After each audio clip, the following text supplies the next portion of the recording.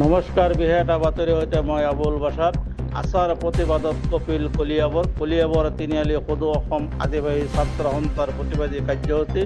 জনজাতিকৰণ দাবীত কলিয়াবৰ মহকুমাধিপতিৰ কাৰ্যালয় প্ৰাংগণত আচাৰ প্ৰতিবাদ কলিয়াবৰ ধৰ্ণা কাৰ্যসূচীৰে প্ৰতিবাদ সাব্যস্ত আচাৰ নগাঁও জিলা সমিতিত অসমত বসবাস কৰা আদিবাসী জনগোষ্ঠী চাওতাল ওৰাং মুণ্ডা গড় খালিয়া গুঞ্জ আদি সম্প্ৰদায় হিচাপে জাতিগত প্ৰমাণপত্ৰ প্ৰদানৰ দাবীত প্ৰতিবাদ সাব্যস্ত কৰে সদৌ অসম আদিবাসী ছাত্ৰ সন্থাই মিছন বসুন্ধৰাৰ অধীনত অসমৰ আদিবাসী চাহ শ্ৰমিকসকলক ছিংগে ভূমি পট্টা প্ৰদান কৰিবলৈ দাবী জনাই সদৌ অসম আদিবাসী ছাত্ৰ সন্থাই মুখ্যমন্ত্ৰীলৈ প্ৰেৰণ কৰাৰ উদ্দেশ্যে বিভিন্ন দাবী সম্মিলিত এখন স্মাৰকপত্ৰ প্ৰদান কৰে কলিয়াবৰ মহকুমাপতিৰ হাতত। আজি আমি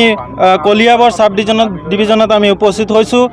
সদৌ অসম আদিবাসী ছাত্ৰ সন্থাৰ তৰফৰ পৰা আৰু আজি এক মেমৰেণ্ডাম যোগে আমি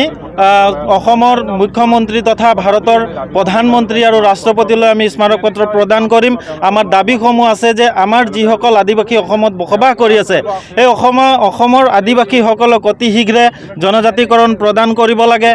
আৰু যিসকলৰ বসুন্ধৰাত যিসকল মানুহে আবেদন কৰি পেলাই যিসকলৰ মাটিৰ পট্টা পোৱা নাই তেওঁলোকক অতি শীঘ্ৰে মাটিৰ পট্টা প্ৰদান কৰিব লাগে আৰু বাগানত থকা আদিবাসীসকলৰ অতি শীঘ্ৰে গোটেই ম্যাদী পট্টা প্ৰদান কৰিব লাগে আৰু যিসকল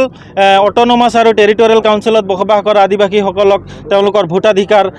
পাব লাগে আৰু সমগ্ৰ অসমৰে আদিবাসীসকলক ভূমি পট্টাৰ লগতে জনজাতিকৰণ প্ৰদান কৰিব লাগে।